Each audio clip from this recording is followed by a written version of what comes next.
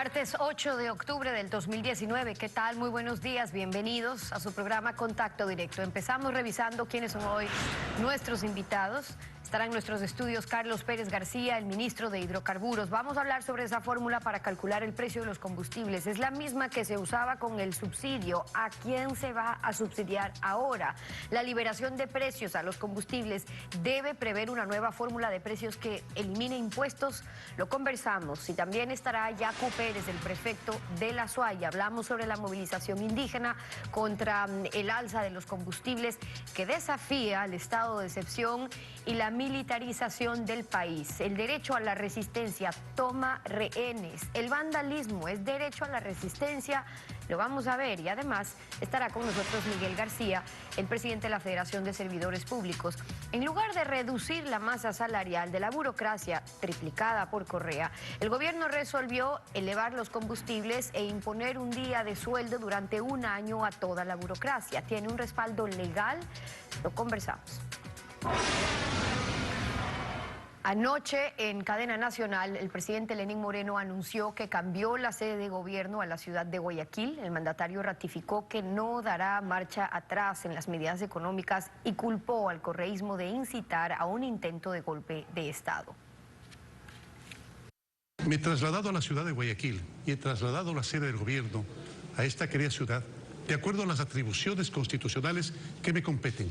Acompañado por el vicepresidente de la República y el ministro de Defensa, flanqueado por el alto mando militar, Lenín Moreno le dijo al país que lo ocurrido el lunes no fue una jornada de protestas. Lo que ha sucedido en estos días en el Ecuador no es una manifestación social de descontento o protesta frente a una decisión de gobierno. No, los saqueos, el vandalismo y la violencia demuestran que aquí hay una intención política organizada para desestabilizar el gobierno. Y señaló, responsables de lo que está ocurriendo, aunque no presentó pruebas, afirmó que detrás de los bloqueos y la violencia está el correísmo. ¿Acaso creen ustedes que es coincidencia que Correa, Virgilio Hernández, Patiño, Pavón hayan viajado al mismo tiempo hace pocas semanas a Venezuela? El sátrapa de Maduro ha activado junto con Correa su plan de desestabilización. Son los corruptos que han sentido los pasos de la justicia acercándolos para que respondan. Ellos son quienes están detrás de este intento de golpe de Estado y están usando e instrumentalizando algunos sectores indígenas. Moreno respaldó la actuación de policía y fuerzas armadas y reafirmó su compromiso de respetar los derechos humanos de quienes manifiesten su descontento con las medidas económicas. Quienes con absoluta lealtad han defendido en el marco del Estado de Derecho y las libertades civiles, la democracia y las instituciones con su apoyo y trabajo permanente. Siempre desde el gobierno vamos a seguir protegiendo los derechos y la tranquilidad ciudadanas. Evitaremos siempre cualquier derramamiento de sangre. Pero sobre las medidas indicó que éstas se mantienen, que no va a retroceder, que hay razones poderosas para ello. No voy a dar marcha atrás porque lo correcto no tiene matices ecuatorianos. La eliminación del subsidio a los combustibles es una decisión histórica. Esa decisión asegura que nuestra economía esté sana y la dolarización protegida. El presidente de la República además indicó que se mantiene abierto al diálogo, pero no con los golpistas. Llamo a los sectores sociales al diálogo fraterno y sincero, una puerta que desde el gobierno jamás se cerró. Nunca voy a claudicar en mis principios por un puesto. Así Moreno gobernará desde Guayaquil hasta que las aguas se calmen. Sin embargo, las protestas se anuncian indefinidas y el país a la expectativa.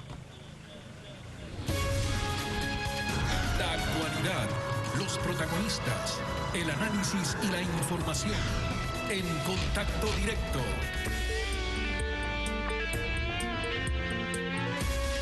¿Qué tal, Alfredo? Buenos días, ¿cómo te va? Muy bien, Steffi, buenos días, buen día a todos. Rectificar es gobernar. El decreto ejecutivo 883, que suprime el subsidio a las gasolinas y el diésel, que los manifestantes piden derogar, que el gobierno resuelve mantener, establece en el artículo 2 el precio de venta para la gasolina super extra con etanol, diésel premium y diésel 2 será determinado en forma mensual con base al costo promedio ponderado más los costos de transporte, almacenamiento y comercialización de Petroecuador y los tributos que fueren aplicables al respecto. Jaime Nebot ayer señaló aquí lo siguiente. Escuchemos. Precio libre del combustible es precio sin subsidio del Estado al empresario, al pueblo. Es decir, precio que será marcado por la importación de combustible al precio internacional, sin impuestos, sin aranceles, sin IVA. Entonces, eso, si no se deroga, es la semilla de la cual tendrán que responsabilizarse los que hoy día aplauden sin leer las cosas o sin analizarlas bien, de que aquí pase lo que sucede en Europa, ¿no es cierto? 1 litro, no un galón de gasolina, $2, el paquete de impuestos para que, acabado el subsidio del Estado al pueblo, el pueblo subsidie al Estado. Carlos Pérez, ministro de Hidrocarburos, buen día, bienvenido a Contacto Directo. Alfredo, buenos días, un gusto estar aquí. Manteniendo la eliminación del subsidio, ¿se puede modificar la fórmula de establecer el precio de los combustibles? Para que el pueblo Alfredo, no subsidie a Petroecuador o al Estado con los impuestos que se agregarían. Alfredo, la fórmula que se ha previsto en este decreto es una fórmula de recuperación de costos. Nosotros lo que hacemos es sumar los costos operativos de Petroecuador más los combustibles que se importen para hacer las mezclas, y ese es el costo en terminal. No hay ningún tipo de margen por parte de Petroecuador, a pesar de que lo podríamos hacer, no hay ningún margen por parte de Petroecuador. Luego, en la venta en terminal, lo que se suma es el IVA y posteriormente el comercializador tiene un margen. Esa es la fórmula, es muy sencilla, no hay ningún otro tipo de impuestos que no sea el IVA, que es un impuesto que por ley se requiere. Este momento nosotros tenemos abierta la importación para que cualquier privado lo pueda hacer. Hemos recogido una de las preocupaciones para que los privados puedan competir en igualdad de condiciones que Petroecuador, y se está modificando la reglamentación de tal manera de eliminar los aranceles y eliminar el IVA, de tal manera de que no haya ningún tipo de excusa, y si los señores privados son más eficientes que el Estado y pueden entregar mejores precios a la ciudadanía, que lo hagan. El gobierno está abierto a este tipo de alternativas. Pero para el almacenaje, por ejemplo, del petróleo, ¿tienen los privados capacidad o sería arrendada a Petroecuador? Bueno, hay empresarios privados que han manifestado que podrían hacer la inversión, ya depende obviamente de ellos, pero en vista de que en el momento no existe ese almacenamiento, Petroecuador está en la capacidad de alquilar la infraestructura que sea necesaria, poliductos, almacenamiento, inclusive los terminales para recibir los combustibles. Es decir, hemos dado todas las facilidades para que los empresarios que deseen participar de este negocio así lo hagan. Porque lo importante es que no se vuelva a producir el negociado que había en la época de la partidocracia con el gas, por ejemplo, que habían importadores de gas, el gobierno importaba gas, pero lo almacenaban en buques y no se utilizaba el almacenaje propio de Petroecuador, o Petroecuador simplemente no lo tenía. Eso no ocurriría. ¿Cómo se manejaría esto del almacenaje? Nosotros hemos puesto precios topes, como usted sabe. Petroecuador tiene su mercado y tiene sus precios. Ese será lo máximo que controle el mercado. Si de ahí hacia abajo los empresarios pueden mejorar, que lo hagan.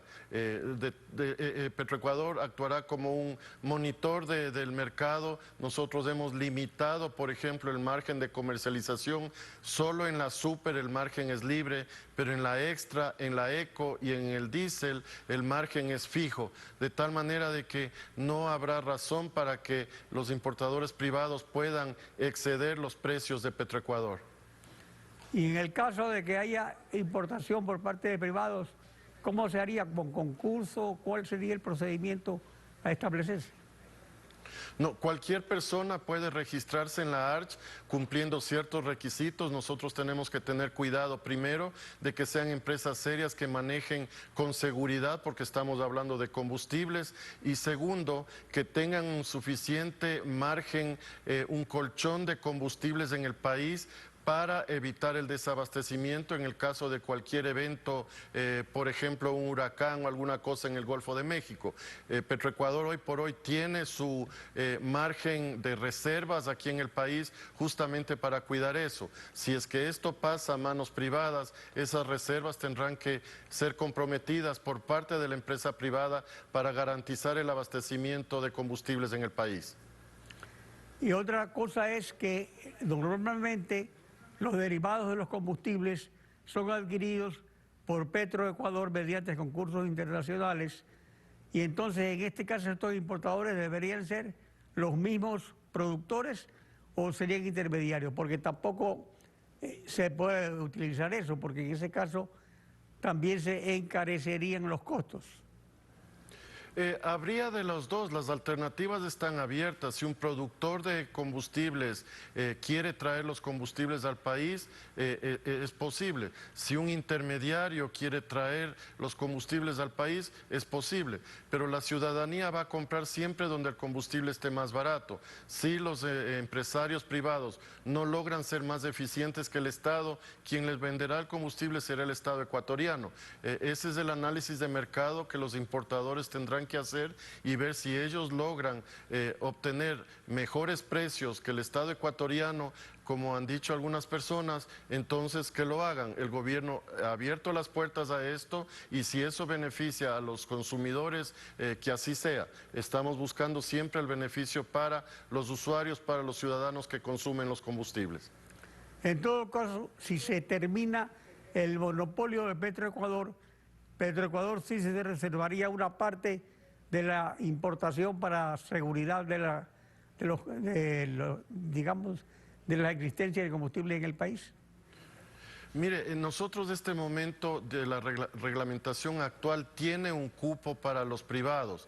Vamos inclusive a eliminar ese cupo en los próximos días, de tal manera de que tiene que haber un compromiso y no es cuestión de que yo pido, me comprometo y posteriormente me bajo del carro.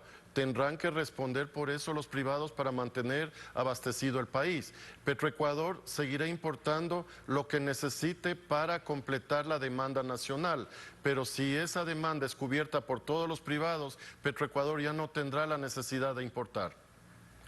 Pasando a otro tema, los pozos petroleros han sido tomados, no funcionó la vigilancia del ejército. ¿Cuál es la situación actual de la producción petrolera? Sí, se tomaron ayer 3 campos en el oriente ecuatoriano, principalmente Sacha y Auca. Este momento hay una reducción de producción por encima de los 52,000 barriles desde ayer hasta ahora a las 6 de la mañana. Eso, como usted puede ver, es un dinero importante que deja de entrar a las arcas del Estado. Por otro lado, también el oleoducto dejó de bombear una cantidad importante de petróleo hacia los terminales para la exportación.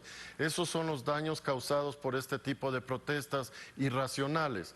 El ejército ecuatoriano, si bien estuvo presente en estas instalaciones, realmente la cantidad de personas que fueron llevadas por grupos políticos fue mucho mayor, y realmente ya la única alternativa era usar una fuerza, y podría haber habido fallecidos, que es lo que está cuidando el gobierno nacional que no suceda.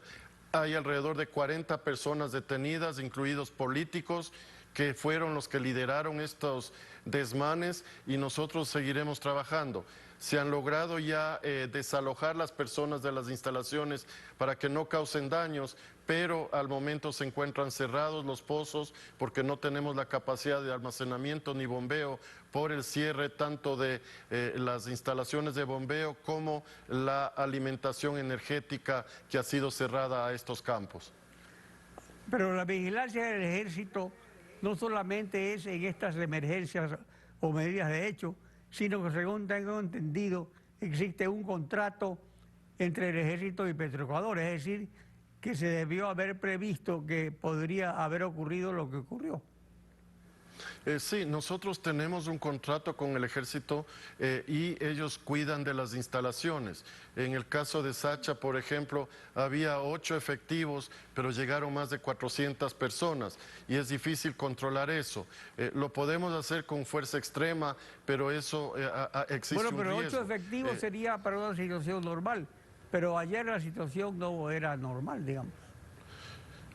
Sí, no se olvide que hay muchos focos en el país para esto y el ejército obviamente tiene sus limitaciones de número de personas. Se pusieron más recursos en otras partes del país, no se estimaba, pero a última hora hubo una arremetida de gente movilizada por grupos políticos con intereses, lamentablemente, esa fue la situación.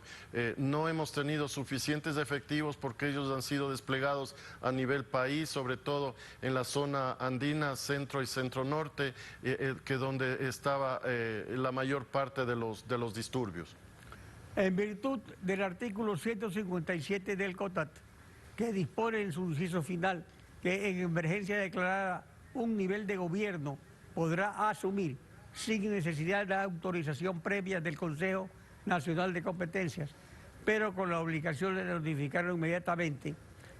En virtud de esa disposición, el alza de los combustibles legalmente ya se perfeccionó o aún el gobierno no notifica a los municipios. El gobierno nacional, como usted conoce, sacó una directriz respecto del incremento del transporte afectado no solo por los combustibles, y eso quiero yo ser claro. En el caso, por ejemplo, de Quito, se venían discutiendo ya incrementos y el incremento que han planteado los señores transportistas no está solo impactado por el incremento de los combustibles.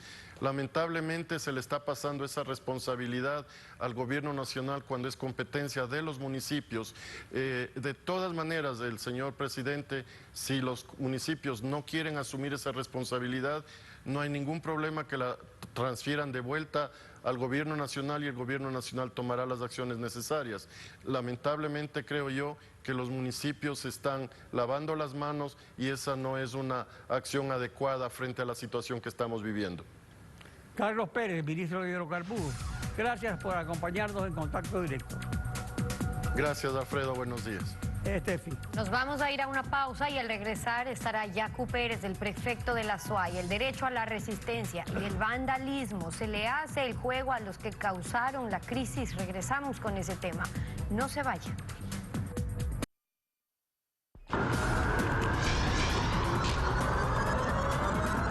7:22, antes de ir con Yacu Pérez, el prefecto de la SUAY, en nuestros estudios en Contacto Directo, nos vamos con César Velastegui en la ciudad de Guayaquil para ver qué pasa a esta hora. César, desde el puente de la Unidad Nacional, ¿qué nos puedes informar? ¿Qué tal, Stephanie? Muy buenos días. Durante más de 12 horas ha permanecido cerrado el puente de la Unidad y también el puente que une San Borondón con Durán. Esto con el fin de evitar que los camiones con manifestantes u otros vehículos puedan ingresar a la ciudad. Existen otros tramos que están cerrados y que las personas han tenido que pasar caminando por el puente y otras personas contratar el servicio de las motos para poder trasladarse tanto de Durán a San Borondón y Guayaquil y de Guayaquil, San Borondón hasta el Cantón Durán. Al momento, policía, Fuerzas Armadas permanecen en una parte o en un tramo del puente que une a Durán con el fin de ejercer un control y evitar el ingreso de manifestantes.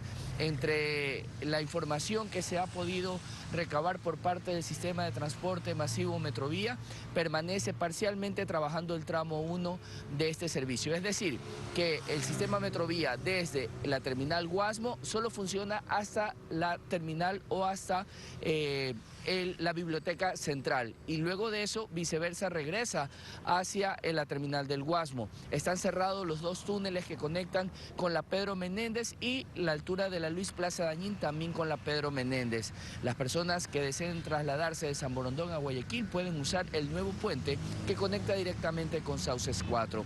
Stephanie, sí, buenos días. Gracias, César. Buenos días también. Más adelante nos contactamos también con Quito para ver qué pasa en la capital. Yacu Pérez, el prefecto de la SUAY, nos acompaña en Contacto Directo. Bienvenido. Gracias por estar con nosotros.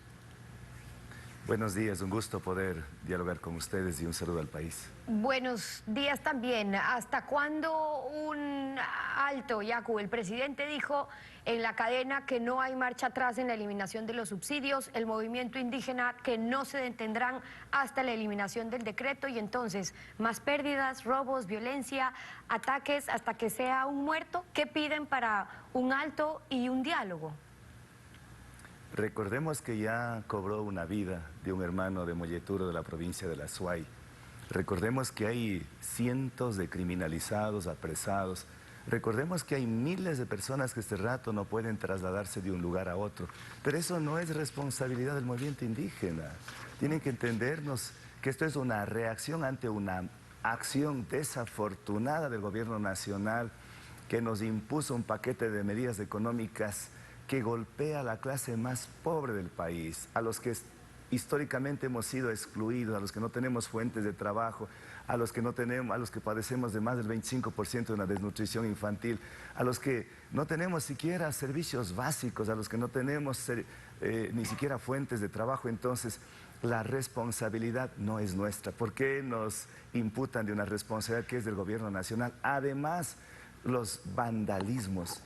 ¿Cuándo el movimiento indígena ha sido bandolero? Hablemos de eso, porque si bien están en todo su derecho a la resistencia sobre los temas en que se oponen, es decir, en su derecho legítimo de resistir, de oponerse a una medida dura que le afecta al pueblo ecuatoriano, el problema es que se les están infiltrando y los que persiguen otro fin, y la consecuencia es las imágenes que ya vamos viendo. Empujaron, incendiaron una tanqueta, atacaron fábricas florícolas, se tomaron la Corte de Justicia, la gobernación en Bolívar, quemaron llantas hasta en las terrazas. En Tungurahua no había señal de radio y televisión, se tomaron las antenas, está habiendo robos en locales comerciales. ¿Cuántos días más así entonces? Si no es el movimiento indígena, pero ya sabemos que hay infiltrados que se están aprovechando de su causa y su resistencia, ¿qué van a hacer sobre eso? Deleznable aquellos actos violentos, deleznable. Nosotros hemos sido absolutamente claros. Una resistencia pacífica, un levantamiento en donde no haya víctimas, en donde sea 101% pacífico, y no queremos hacerle un flaco favor a aquellos que están buscando desestabilizar, aquellos que quieren remover al presidente de la República, remover a un gobierno. Nuestra propuesta es que termine después de este año y medio y que ganen las elecciones y quien venga. Pero la única propuesta que viene desde la SUAY, desde el Cañar, desde toda la región, desde los Andes, desde la CONAI, desde la Ecuarunari, desde el FUT, desde los sectores sociales, es derogue el paquetazo de medidas económicas. Además, rescinda el acuerdo que llegan con el Fondo Monetario Internacional.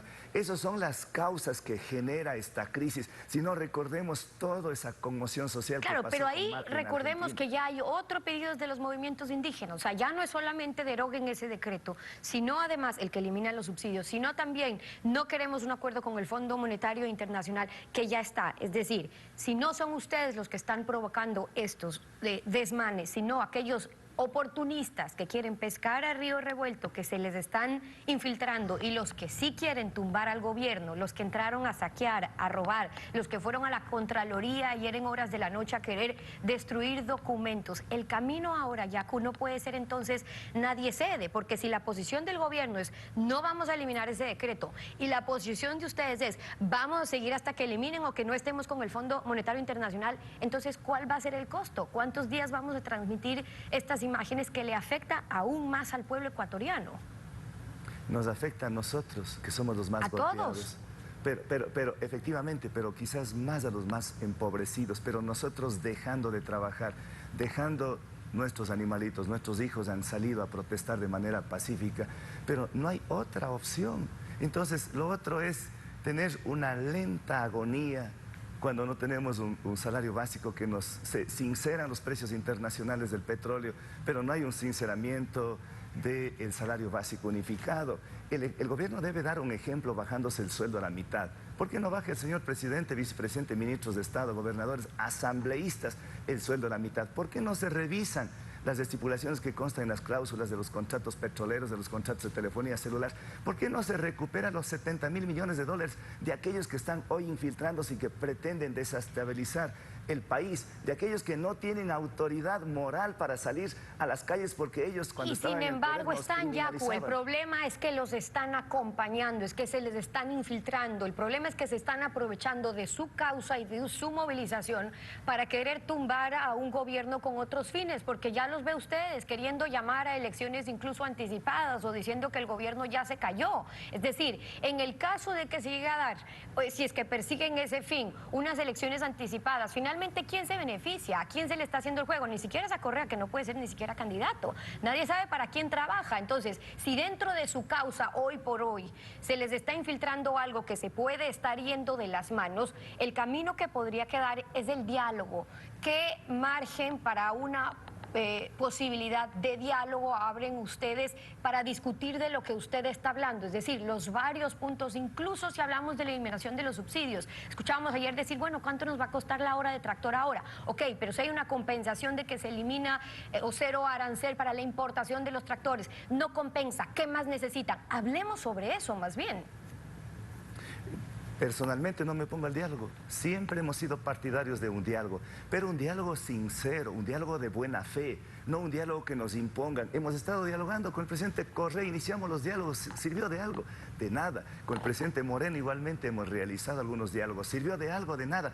Por eso ahora la conferencia episcopal y otros sectores, si se prestan para ser mediadores, pero garantes, en donde el gobierno deje de ser indolente, insensible ante estas medidas económicas, estamos de acuerdo. Además, nosotros tenemos una estructura, tenemos una organización regional, nacional, es cuestión de sentarse y conversar, pero siempre que ese diálogo sea de buena fe, que no nos tomen el pelo. Eso es lo que queremos, porque los gobiernos han estado acostumbrados, sobre todo el de Correa, que fue el más autoritario de la historia, el más corrupto de la historia, y lo decimos plenamente, y acompañados de ellos, ni a misa, ni a la sin esquina, embargo están aplaudiendo ahora, Yaku, porque los están aplaudiendo, o sea que no quieren estar acompañados, pero finalmente están con ustedes. Han declarado un estado de excepción desde el movimiento indígena, pero un estado de excepción no es prerrogativa únicamente del gobierno. ¿Qué estado de excepción permite secuestrar, retener, tener retenidos a militares desde el sábado durante cuántos días, amenazando a la población civil? Eso no está bien retenerlos. Eso debe ser parte de alguna gente que frente a la exacerbación, porque también cómo se maltrata hay que ver también del otro lado. Entrando a las casas se les detiene, hay una persona fallecida en Molletura, hay otros jóvenes universitarios que van a perder su vista, hay otros que han sido vejados en la provincia de la Azuay. La represión ha sido brutal, brutal, igualito al gobierno de Correa. Y este rato los compadres se pelean Moreno con Correa, Correa lanza dardos contra Moreno, Moreno contra Correa y el pueblo en la mitad. No podemos soportar eso, por eso el pueblo se ha levantado y eleva su voz, y cuando eleva su voz nos dicen que estamos haciendo el juego. Entonces, este rato nosotros no queremos hacer el juego a nadie. No. Entonces, ese espacio para el diálogo, ¿qué tiene que pasar, Yaku? Si es que hay una oportunidad para un diálogo, como usted mismo lo acaba de decir ahora mismo, ¿qué tiene que pasar? ¿Cuál es el primer paso para dar un fin por lo menos a lo que estamos viviendo? Bueno, si el gobierno tiene la voluntad política y predisposición a ceder posiciones, porque un diálogo, una mediación, una forma de estas de conciliar es ganar y ganar. Cedo algo para ganar algo, pero no se puede decir no hay paso atrás, las medidas están y punto. El Fondo Monetario se ha resuelto y punto. ¿Y por qué decimos el Fondo Monetario? Porque la causa principal de todos, la eliminación de los subsidios, de todo este paquetazo, es por los dictámenes del Fondo Monetario. Y eso queremos liberarnos, y para eso tiene que haber un consenso, no con el Fondo Monetario, sino con los ecuatorianos, con la mayoría de los pueblos que este rato están levantados. Es la posición de Yaku Pérez, el prefecto de la Azuay, acompañándonos hoy en Contacto Directo. Muchas gracias por haber estado con nosotros. A las órdenes siempre. 7:33, tenemos que ir a una pausa. Al regresar estará Miguel García, el presidente de la Federación de Servidores Públicos. La contribución obligatoria de un día de sueldo de toda la burocracia, ¿es legal? ¿Por qué no se reduce aún más la masa salarial, la clientelar? Una breve pausa, volvemos con eso y reportes desde la capital. No se vaya. 7:37, vamos a Quito. Paul Romero se encuentra en las inmediaciones del Palacio de Carondelet para contarnos cómo está la capital. Paul, te escuchamos. Buen día. Hola, Paul. Gracias, Steffi. Bueno, se ha redoblado la seguridad aquí en los exteriores de la Casa de Gobierno, en la Plaza de la Independencia. Ustedes pueden observar, los uniformados han colocado concertinas, que es este material de metal, con unos puntos específicos que pueden ser cortantes, lógicamente, y que van a colocar a lo largo de los exteriores del Palacio de Gobierno. Se está utilizando ya este material para las vallas metálicas, además, es decir, es una doble protección que se está colocando por parte de los integrantes de las Fuerzas Armadas como también de la Policía Nacional en los exteriores del Palacio de Carondelet, porque se prevé que las movilizaciones se registren en el transcurso de esta mañana y a su vez intenten llegar hasta este lugar. Nos han pedido que salgamos del sitio porque también van a colocar en todas las vallas metálicas las concertinas en los exteriores del Palacio de Carondelet y por nuestra seguridad tendremos que salir. Es lo que ocurre hasta ahora en los exteriores de la Casa de Gobierno. Momento, Alfredo. Entre las opciones del gobierno para bajar el déficit fiscal están reducir la masa salarial clientelar que infló Correa, renegociar la deuda con China que contrajo Correa a corto plazo, alta tasa de interés y para contratos con sobreprecio con empresas chinas, o elevar el IVA o eliminar el subsidio a los combustibles. Posterga la primera porque aumenta el desempleo en Quito. La segunda porque prefiere mantener a China como prestamista de última instancia. Y la tercera porque la mayoría móvil de la Asamblea no lo aprueba. Escogió la cuarta, que lo enfrenta a un levantamiento popular con pescadores a río revuelto. Miguel García, presidente de la Federación de Servidores Públicos, buen día, bienvenido a Contacto Directo. Buen día, don Alfredo, muchas gracias por este espacio. En Contacto Directo, el 21 de diciembre de 2018 señaló lo siguiente, recordemos. Cuando el presidente Correa asumió las funciones, éramos 467.174 empleados. Cuando el presidente Correa dejó las funciones, superábamos los 650.000 de empleados. Cuando el presidente Correa asumió las funciones, el gasto en sueldos y salarios, lo que llamamos nosotros masa salarial, llegaba a cerca de 3.000 millones. Cuando él se fue, por masa salarial se pagó 9.500 millones de dólares. ¿El Estado puede operar con menos gente? El Estado puede operar con menos gente. Sin lugar a dudas, el gobierno anterior tomó al Estado como botín político.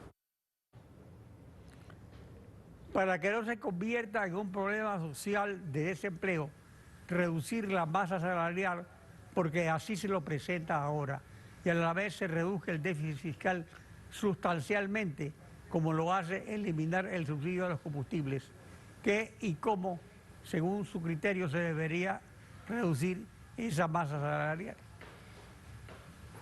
Don Alfredo, permítame, dada la situación que estamos viviendo aquí en Quito, los que vivimos en esta hermosa ciudad, hacer un llamado a los compañeros del sector público.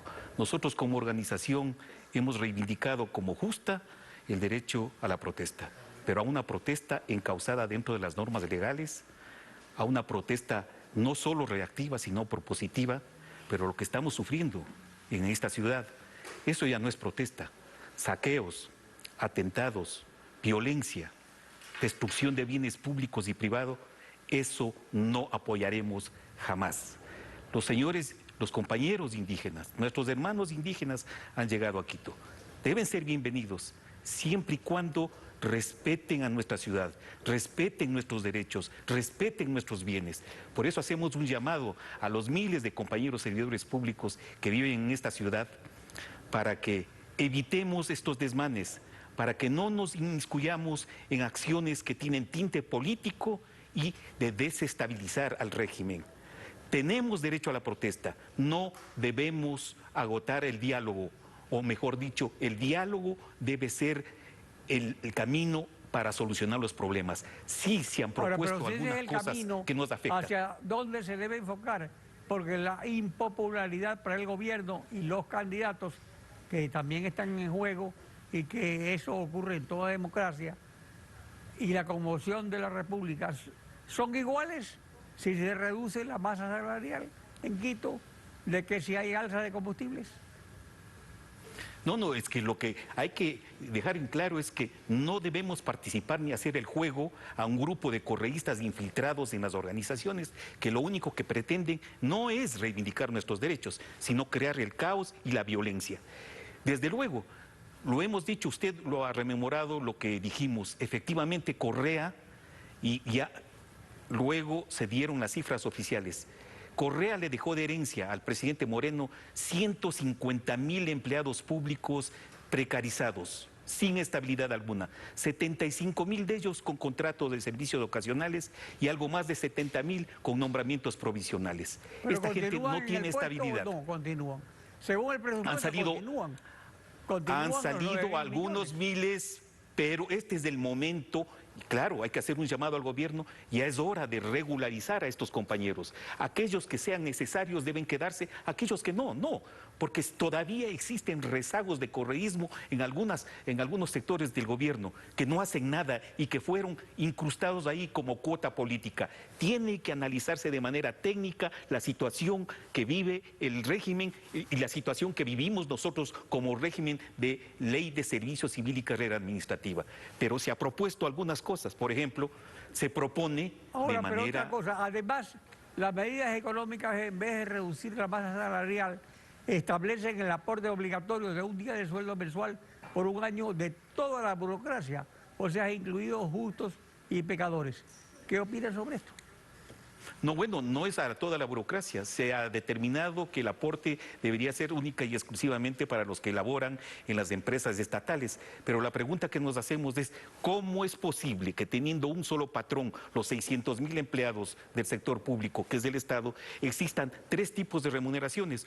La remuneración más baja del gobierno central, luego de las entidades que han sido calificadas como estratégicas y luego más alta la de las empresas estatales. Más bien el esfuerzo del gobierno, salario para todo el sector público, y de esa manera determinaríamos una media que seguramente va a implicar mucho más ahorro de lo que implicaría el aporte que están preconizando para las empresas estatales. Bueno, y por eso hubo el 30S, precisamente por una ley que se ve que no se cumple, que se la ignora, que no existe. Gracias, Miguel García. Buen día. Muchas gracias a ustedes, don Humberto. Concluimos así esta emisión de Contacto Directo. Ya vienen las noticias también en Televistazo en la Comunidad. Alfredo, contigo. Nos vemos mañana. Mañana continuamos rayando la desinformación en Contacto Directo. Buen día.